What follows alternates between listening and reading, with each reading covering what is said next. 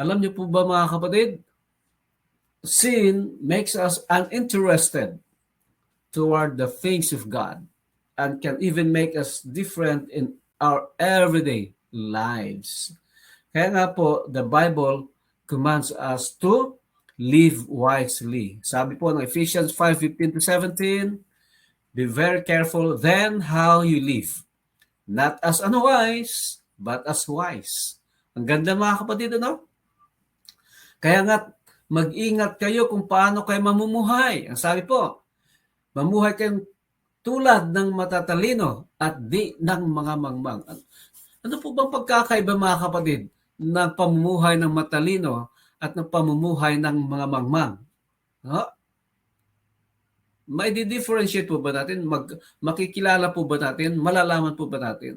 At kung atin pong susuriin ang ating mga sarili sa mga oras na ito, no, nang marinig mo ang mensahe ito, nang mabasa mo ang talatang ito, tanungin mo ang iyong sarili, kaibigan o kapatid, ikaw ba ay namumuhay na tulad ng matalino o namumuhay na tulad ng mangmang? Paano mo natitiyak na ikaw nga ay namumuhay ng matalino? Mga kapatid, ang sabi po dito, na making the most of every opportunity. Yun po pala ang pamumuhay ng matatalino.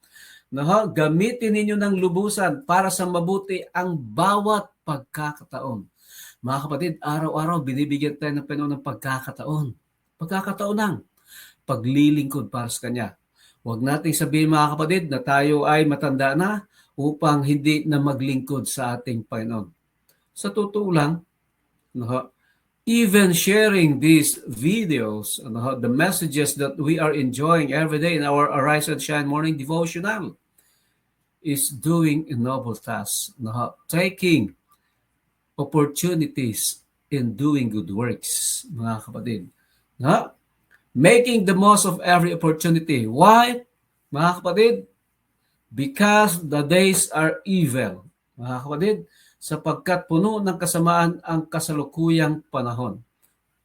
Ang hindi po natin paggamit ng lubusan ng mga pagkakataon na ibinigay ng Panginoon para sa paggawa ng mabuti ay pamumuhay na tulad ng mangmang. Yan. Kaya nga po, bata, matanda, malusog o mahina, may karamdaman o wala, we all have opportunities in doing good work for the glory of God. Kaya nga po ang sabi, therefore, do not be foolish. Huwag kayong maging hangal. Sa halip, unawain ninyo kung ano ang kalooban ng Panginoon. But understand what the Lord's will is. Kaya nga po mga kapatid, alamin natin ang kalooban ng Panginoon. So in order to live wisely, we need to be attentive to our spirits, souls, and physical bodies, mga kapatid.